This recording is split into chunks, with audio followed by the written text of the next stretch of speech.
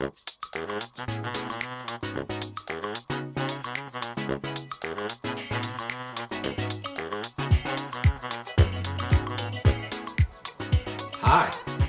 I'm Yogi, and this is Carrie-licious Carrie Brown. You think for once I could introduce myself? Go ahead. I'm Yogi. I'm Carrie. It's Carrie-licious. And we make keto things to eat. And cats. And this is Ermintrude, otherwise known as Ermzilla, or Enormous Erm, Or the terrorist. or Squeaky. Anyway, we have something that's a little on the Edge. edge. We're living on the edge in this review. So it's a chocolate review, and this is a very special review. Special to me because the chocolate is from a company called VALRHONA, which is a French company. They are located on the Rhone, which is a river in France, hence VALRHONA. Anyway, I used to work for them when I lived over in England a very long time ago. They make the best chocolate in the world. They manage the entire thing. They own the plantations where the cocoa beans are grown through to the finished product. So they own the entire process. So the quality control is absolutely ridiculous, because unlike most chocolate manufacturers, they don't buy beans from the bean man. They grow their own beans on their own plantations, cared for by their own people. So VALRHONA So you're saying they're better than Hershey, huh? Is Hershey a chocolate company? Yes. I tasted someone, I didn't know that.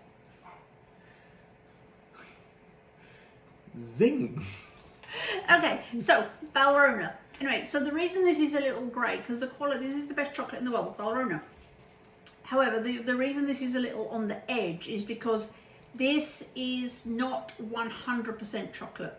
They do make a 100% chocolate, but I'm not sure it's available in a retail form. VALRHONA is first and foremost chocolate that is manufactured for chefy people to make glorious desserts in pastry shops and chocolates and restaurants. So it's becoming more available retail, and they do have a retail range. You can actually get some of the retail VALRHONA bars in Trader Joe's, and that's probably as best prices anywhere. However, this one is an 85% cocoa, and 85% cocoa means that, one, it's very dark, but two, it has some sugar in it. In fact, it has 15% is sugar and not the chocolate. So this 85% cocoa means there's 15% sugar in there. So the facts on these are total fat 19 grams, total carbs 14 grams per serving, protein 5 grams, dietary fiber 6 grams, sugars 5 grams, and that's for one serving, and there's 2 servings in a container. So if you ate that whole bar, that would be 10 grams of sugar. So that's why it's grey.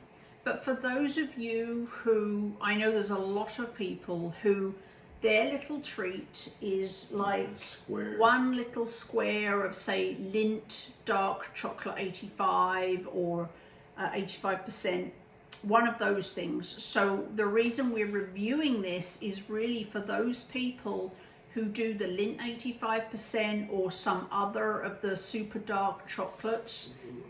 Like the Eating Evolved has some that are up to like 90% or even 100%.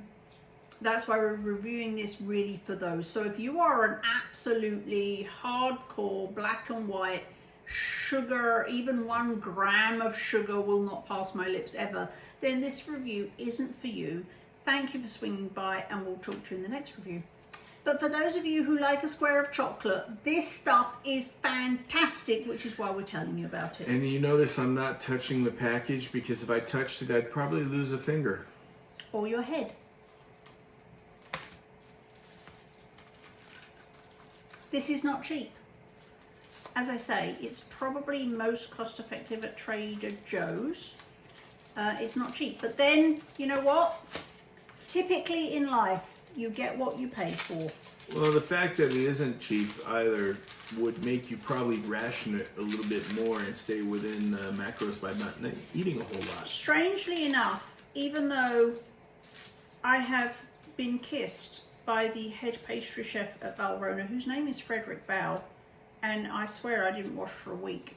Anyway, and I've been and I've hung out with all these folks and been to their classes and whatnot. I actually have a criticism. I've opened this glorious package and I have a complaint. What do you think it is? Crisscross cuts on the not real squares. So that's going to make it a little bit more difficult to break off like one square. It's like the lottery. Which size do you get this day? Yeah. So, but of course VALRHONA are not creating this as a, you know, diet food. So. All right.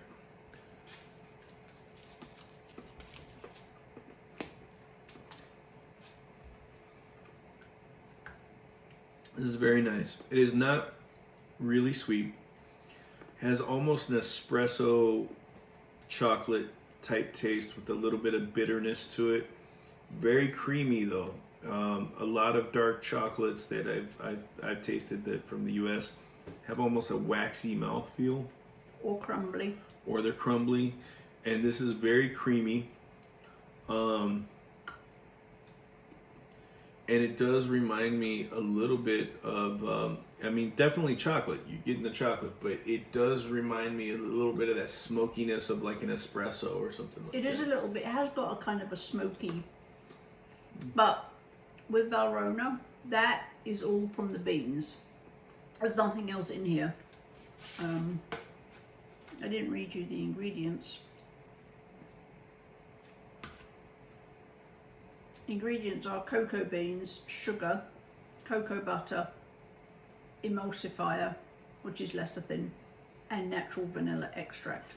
You know what, too, and if you kind of let it melt in your mouth and use your tongue to kind of move it around your mouth to hit all those different taste buds, you can almost get a little bit of a citrus note in there too.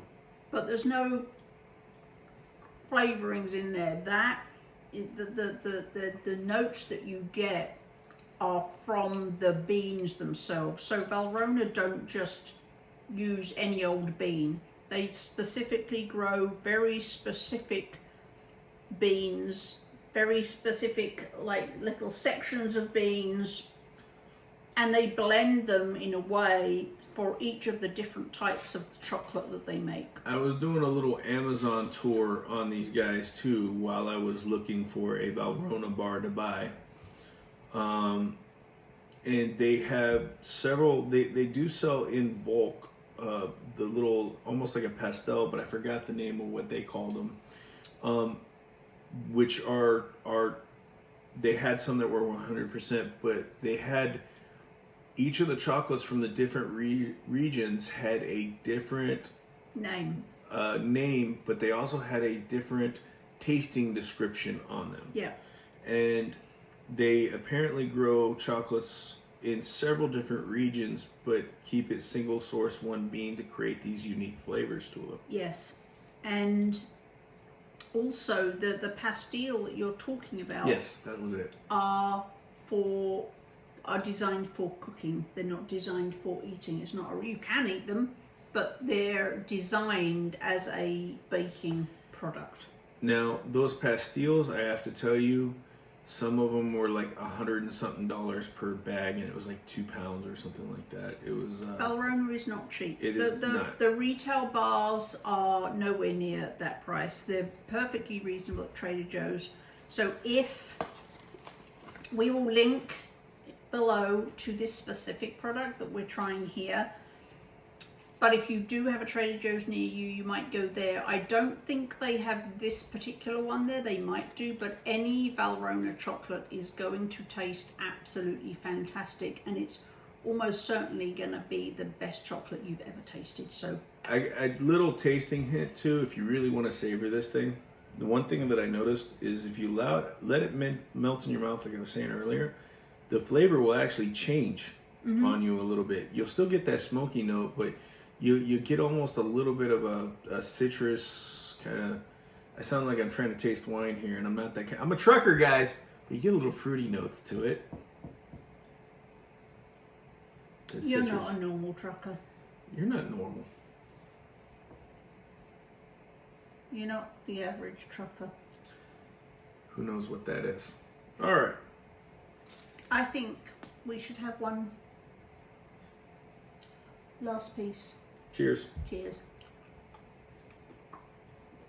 You know what? You really don't need. I mean, this is going to be plenty, right? I don't want to eat the whole bar. If it was normal chocolate, I'd just want to eat the whole bar. But this, no. Well, one of my favorite ways to have like a little kind of light desserty snack, just if I'm craving something sweet but I don't want to have something big, is I usually take a little bit of the goat's cheese that has like the blueberries or something like that on it, and I put it on 100% chocolate. This I wouldn't do that with because the flavor of it is so good. You don't need anything else. No, and almost like a wine